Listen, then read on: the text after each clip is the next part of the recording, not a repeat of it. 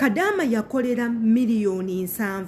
naye bamuwaako miliyoni 31 ate nga ne miliyoni 31 ezo banka ekyazigaanidde ekyazinoonyerezaako bagamba essente zino zandibanga nkyamu sente zino wazijjawa ono reloaded money wamujjawa sente zino eno tugenda kuzikwata tusooke tuzinoonyerezeeko emyezi egiwera tukonfaminge oba zino sente intuufu oba sintuufu tukonfaminge sente zino tewazibba tukonfaminge sente zino zakuweebwanga gwe claiminga then tujja mmala tukuddire igwe abaffe olowooza ki ku kino ekikolebwa kituufu oba si kituufu nga tonnaba kuviewinga video eno nga tetunnaba kugenda wantu walala wonna nga tetunnaba kubanga tumenyamenya ezimu ku nsonga teekako n'okusaba obuyambi teekako n'okwemulugunya gwe wenna atannaba kubanga osubscribinga omisinga ebintu bingi nnyo ku YouTube channel yaffe eno ky'olina okukola kiri kimu ekigambo subscribe weekiri nga bw'okiraba wansi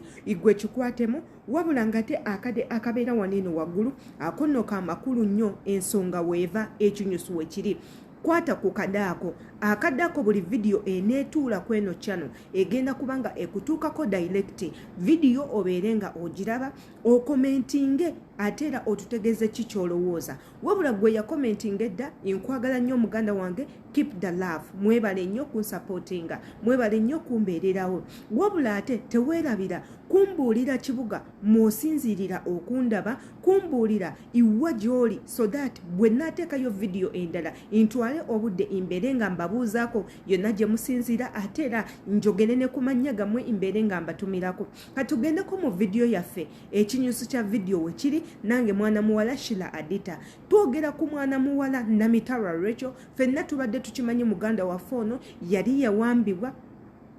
nga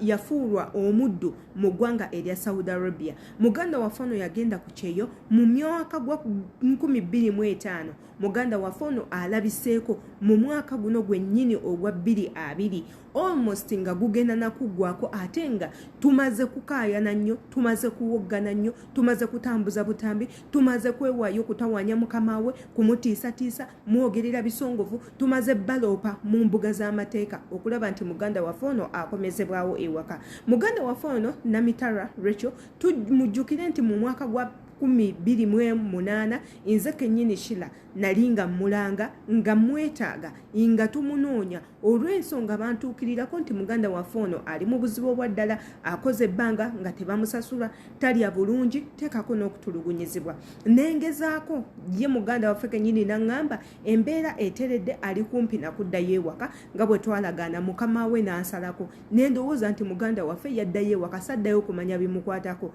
naddamu okumanya ebimukwatako mu mwaka guno gwennyini ogw'omwaka 2022 ng'ate ye kennyini omuntu gwe twalanga ebiseera biri ng'ate wali yeetaaga buyambi katonda atuyambye nti no muganda waffe ono alwaniriddwa era naddayo ewaka ng'obutambi bwe mubadde mu bulaba muganda waffe ono akoze emyaka 7 weddu mu nnyumba ya mukama we ebimutuukiddwako abinyumyanga lugero abinyumyanga lutabaalu sigamba nti gwe ali eyo tebisobola kutuukako naawe bisobola okutuukako nange bisobola okuntuukako katonda byonna aba yabiteeka mu nteekateeka zo mu lugendo lwo buli kimu emisanvu n'essanyu byonna bibeeramu katonda akuyamba buyambi muganda waffe oyo kwegyo emyaka 7 abadde atulugunyizibwa nga yasibwa mu nnyumba ng'omuddu takkirizibwa kwogera na famire ye takkiriza kulabako ku bweru takkirizibwa kubeera na ssimu mu kubeera nga yeetaasa yakwata essimu mukama we gye yali amuwadde okukozesaako ewaka kwe yasinziira okuba nga yeetaaga obuyambi yakomyewo mu ggwanga Uganda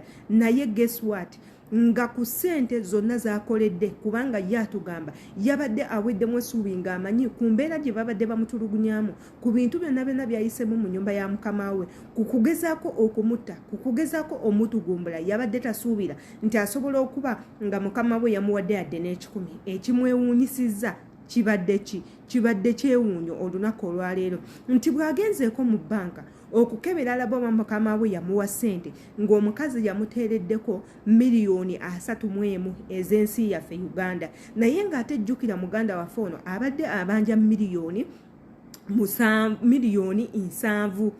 7 zabadde abanja ez'eggwanga Uganda afunyeeko miliyoni 31 wabulanga ekyewuunyisa era ekizibu we kiri nti mu banka bamugambye sente ezo tezinnaba kufuuka zize lwa nsonga tebamanyi gye zivudde bagenda sooka zitracinga bazinoonyerezeeko bamanye sente zino eddala zivuddewa gwolowooza nti ne bwe banaaba banazinoonyerezaako ezo sente zinaaba ziddizibwa lwekyo oba banka egenda zitwala naye gwolowooza sente zino ne banaaba bazinoonyerezaako ne bakizuula nti ntuufu gavumenti ya Uganda eneezita namitala abeere ng'akozesa sente ze nedda ebiseera ebisinga omuntu waafuna sente ku akawunti ye nga zivudde mu nsi endala eggwanga limanyi okubuzaabuza sente ezo ne bazitwala bayinza n'okulowooza sente ezo oli yazimisplacinze n'aziteekako accidentally ebintu nga bwe bityo katusabe muganda waffe ono abeere ng'afuna obwenkanya abeere at least ng'afunamu muntu yo z'akoledde abeere at least ng'asanyukako kuba ebintu webiti bye twetaaga imagine okola emyaka 7 ng'okoledde bwereere ovuddeyo ng'oli mulwadde oba kutraumatizinze omutwe gukyankalanye owaleka abaana ewaka embeera gye wavaamu ate gy'okomyewo ekintu ekyo kimenya nnyo katusabire muganda waffe abeere nga afuna obwenkanya wabula vidiyo eno gikomentingeko otubuulire kikyolowooza naki kye tulina okukola twongereko ku mulanga tukuba omulanga muganda waffe afune obwenkanya oba tugire tukireka amanya yenze Shira Adita subscribinga likinga commentinga akadeto kerabya akakonemu buli vidiyo nejja kuno ejja kubanga ekutukako inkwagala nnyo